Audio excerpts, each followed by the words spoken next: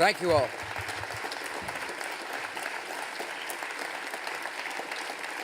Thank you. Okay. Padilla. Gracias. Yeah. So I painted Ramon. I wish you were still standing here. It's a face only a mother could love. No, it was a fabulous. I love you, Ramon. Thank you very much for being here. And Grace Joe, thank you for your testimony. And Big Tim. I got to know Tim as a result of Presidential Leadership Scholars, a program at the Bush Center along with the Clinton Center, and with help from 41 and LBJ's libraries. I'm thrilled that friends of ours from Afghanistan, China, North Korea, and Venezuela are here as well. These are people who've experienced the absence of freedom. I mean, they know what it's like. And they know there's a better alternative than tyranny. Laura and I are thrilled that the Bush Center supporters are here. Bernie, I want to thank you and your committee. I call him Bernie. It's amazing to have Secretary Albright share the stage with Condi and Ambassador Haley. For those of you who kind of take things for granted, that's a big deal.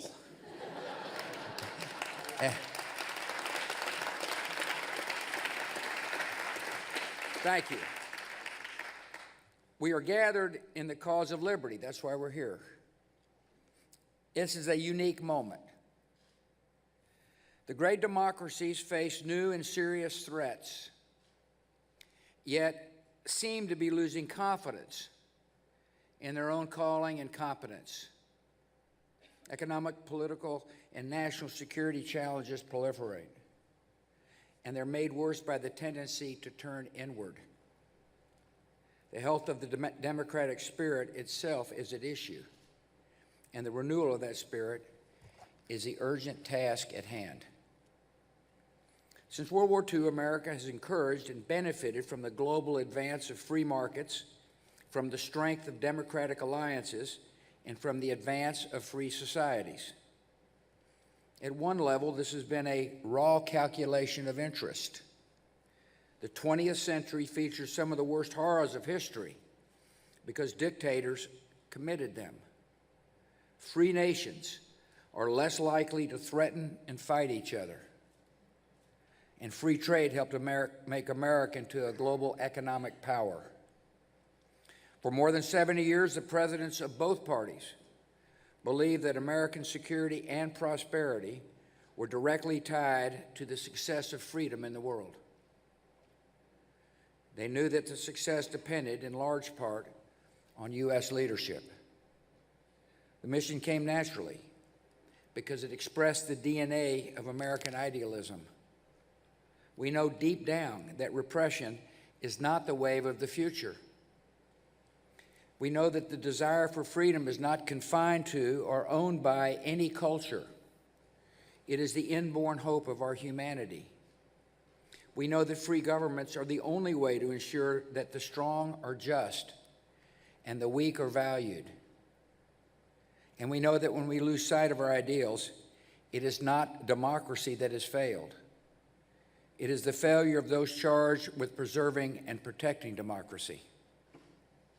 This is not to underestimate the historical obstacles to the development of democratic institutions and a democratic culture. Such problems nearly destroyed our country. And that should encourage a spirit of humility and a patience with others. Freedom is not merely a political menu option or a foreign policy fad. It should be the defining commitment of our country and the hope of the world. That appeal is proved not just by the content of people's hopes, but a noteworthy hypocrisy. No democracy pretends to be a tyranny. Most tyrannies pretend they are democracies. Democracy remains the definition of political legitimacy. That has not changed, and that will not change. Yet for years, challenges have been gathering to the principles we hold dear, and we must take them seriously. Some of these problems are external and obvious. Here in New York City, you know the threat of terrorism all too well. It's being fought even now on distant frontiers and in the hidden world of intelligence and surveillance. There is the frightening, evolving threat of nuclear proliferation and outlaw regimes. There's an aggressive challenge by Russia and China to the norms and rules of global order. They propose revisions that always seem to involve less respect for the rights of free nations and less freedom for the individual. These matters would be difficult under any circumstances. They are further complicated by a trend in Western countries away from global engagement and democratic confidence. Parts of Europe have developed an identity crisis. We have seen insolvency, economic stagnation, youth unemployment, anger about immigration, resurgent ethno-nationalism, and deep questions about the meaning and durability of the European Union. America is not immune from these trends. In recent decades, public confidence in our institutions has declined. Our governing class has often been paralyzed in the face of obvious and pressing needs. The American dream of upward mobility seems out of reach for some who feel left behind in a changing economy. Discontent deepened and sharpened partisan conflicts. Bigotry seems emboldened. Our politics seems more vulnerable to conspiracy theories and outright fabrication. There are some signs that the intensity of support for democracy itself has waned, especially among the young, who never experienced the galvanizing moral clarity of the Cold War, or never focused on the ruin of entire nations by socialist central planning. Some have called this democratic deconsolidation. Really, it seems to be a combination of weariness, frayed tempers, and forgetfulness. We've seen our discourse degraded by casual cruelty. At times, it can seem like the forces pulling us apart are stronger than the forces binding us together. Argument turns too easily into animosity. Disagreement escalates into dehumanization. Too often, we judge other groups by their worst examples, while judging ourselves by our best intentions, forgetting the image of God we should see in each other. We've seen nationalism distorted into nativism. We've forgotten the dynamism that immigration has always brought to America. We see a fading confidence in the value of free markets and international trade, forgetting that conflict, instability, and poverty follow in the wake of protectionism.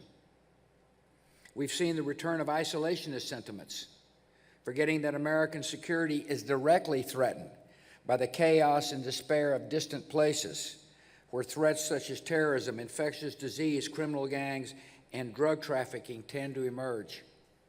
In all these ways, we need to recall and recover our own identity. Americans have great advantage. To renew our country, we only need to remember our values. It's part of the reason we meet here today. How do we begin to encourage a new 21st century American consensus on behalf of democratic freedom and free markets? That's the question I pose to scholars at the Bush Institute. That's why Pete Weiner and Tom Maleo are with us today, have answered with the spirit of liberty at home in the world, the call to action paper.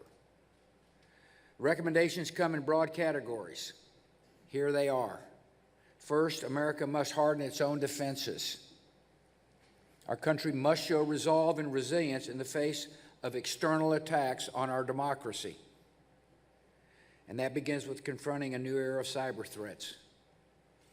America has experienced a sustained attempt by a hostile power to feed and exploit our country's divisions. According to our intelligence services, the Russian government has made a project of turning Americans against each other. This effort is broad, systemic, and stealthy. It's conducted across a range of social media platforms. Ultimately, this assault won't succeed. But foreign aggressions, including cyber attacks, disinformation, and financial influence, should never be downplayed or tolerated. It's a clear case where the strength of our democracy begins at home. We must secure our electoral infrastructure and protect our electoral system from subversion. The second category of recommendations concerns the projection of American leadership, maintaining America's role in sustaining and defending an international order rooted in freedom and free markets.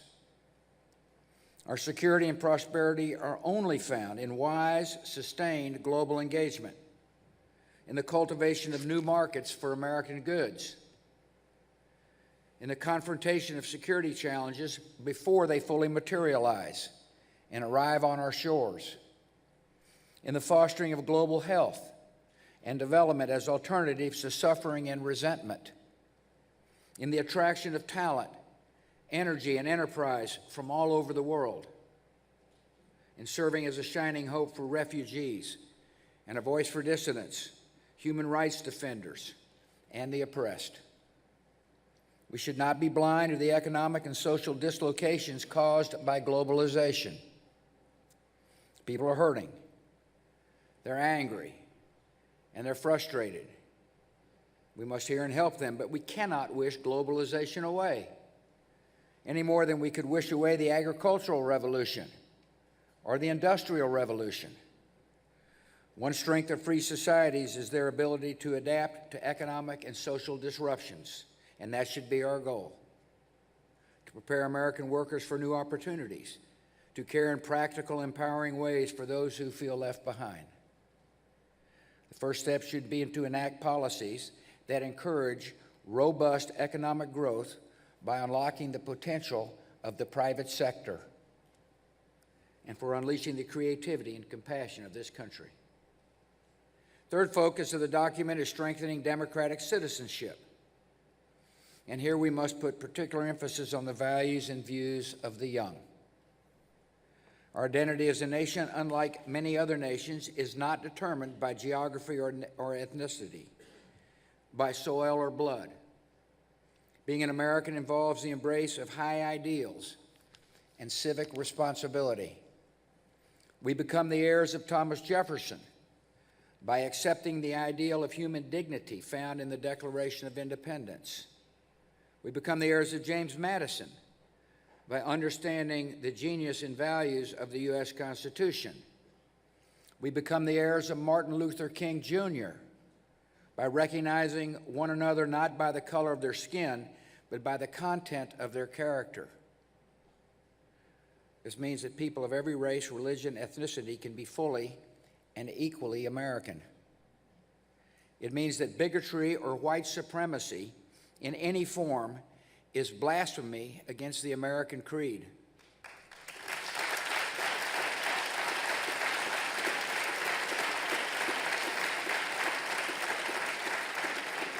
And it means the very identity of our nation depends on the passing of civic ideals to the next generation.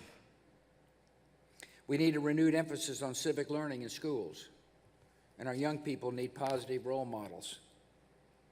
Bullying and prejudice in our public life sets a national tone, provides permission for cruelty and bigotry, and compromises the moral education of children. The only way to pass along civic values is to first live up to them. Finally, the call to action calls on major institutions of our democracy, public and private, to consciously and urgently attend to the problem of declining trust. For example, our democracy needs a media that is transparent, accurate, and fair. Our democracy needs religious institutions that demonstrate integrity and champion civil discourse.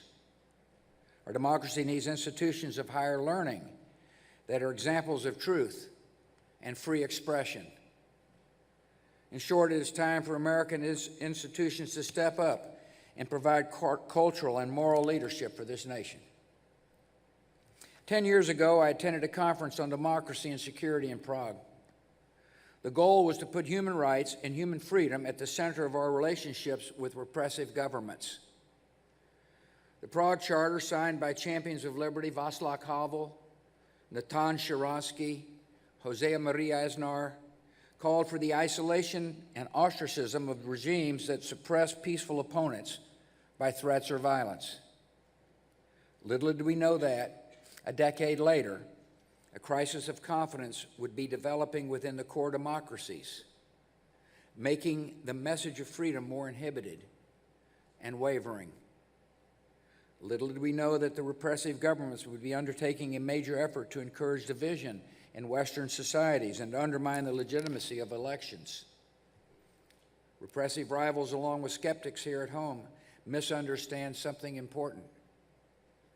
It's the great advantage of free societies that we creatively adapt to challenges without the direction of some central authority. Self-correction is the secret strength of freedom. We are a nation with a history of resilience and a genius for renewal. Right now, one of our worst national problems is a deficit of confidence. But the cause of freedom justifies all our faith and effort. It still inspires men and women in the darkest corners of the world. It will inspire a rising generation.